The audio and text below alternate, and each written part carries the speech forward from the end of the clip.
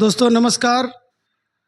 आप देख रहे हैं बहुजन न्यूज़ 24। मैं सोमनाथ चौहान, मेरे साथ हैं कैलाश भाई बेलदार जी। आइए इनसे बेलदार उत्थान और बेलदारों की राजनीति में क्या भूमिका है, आइए इनसे बात करते हैं।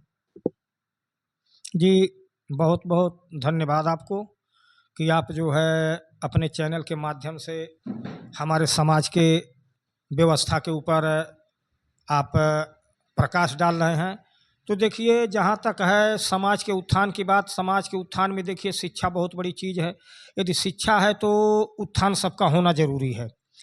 और रही बात राजनैतिक भागीदारी में, तो इस देश के बहुत से ऐसे प्रदेश हैं, जैसे झारखंड हुआ, मध्य प्रदेश हुआ, हर बिहार हुआ, सभी प्रदेशों में हमारी बहुसंख्यक आबादी है बेलदारों की।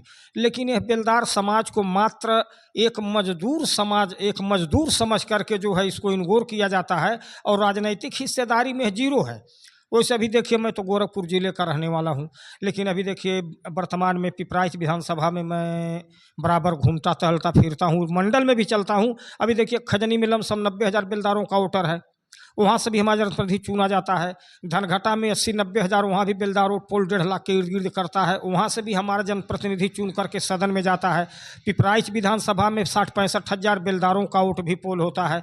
यहीं आप बगल में सहजनवा विधानसभा है, यहाँ भी 35-40 हज़ार के लमसम वोट जो है बेलदार समाज का पड़ता है। सिटी में भी पड़ता है।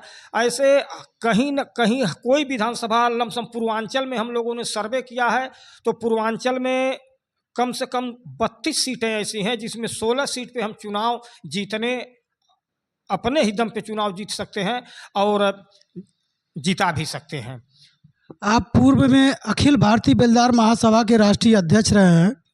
बेलदार समाज का उत्थान कैसे हो सकता है?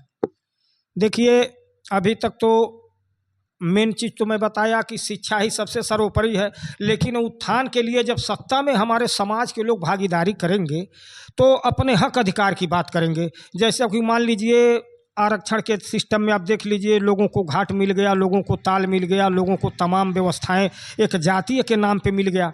लेकिन आज बेलदार समाज का जो बेलदारी पोस्ट जो सुरक्षित है सभी विभागों में, लेकिन आज बेलदार समाज का लड़का शिक्षित होकर के मुंबई दिल्ली का रुख करता है, लेकिन उसके हक अधिकार की जो व्यवस्थाएं हैं, जो 4 श्रेणी की जो नौकरियां हैं जिसको बेलदार पोस्ट कहा जाता है, पीडब्ल्यूडी हो या रेलवे हो या विद्युत विभाग हो या चाहे सिंचाई विभाग हो, हर जगह जो है बेलदार पोस्ट है। लेकिन आज विडंबना यह है कि हमारे जो जनप्रतिनिधि चुन करके जो है सदन में बैठते हैं, वो अपने समाज के अधिकारों की बात नहीं करते हैं।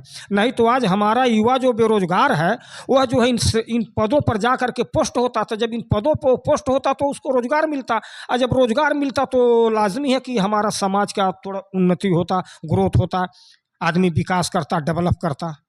तो यहाँ हमारे जनप्रतिनिधि जो चुन कर जाते हैं, सबसे बड़ी उदासीनता उनकी है कि सदन में बैठने के बाद वोट तो ले लेते हैं भाई बिरादरी के नाम पे, लेकिन सदन में अपने लोगों के हक की बात वो सदन में नहीं कहते हैं। और कभी यह भी नहीं कहे कि बेलदारी पोस्ट यदि सबको जात के नाम पे, यदि केवट को ताल मिल गया है, धोबी को डोम को घाट मिल गया है और पासी को ताड़ मिल गया है, तो ऐसे तमाम चीज़ें हैं।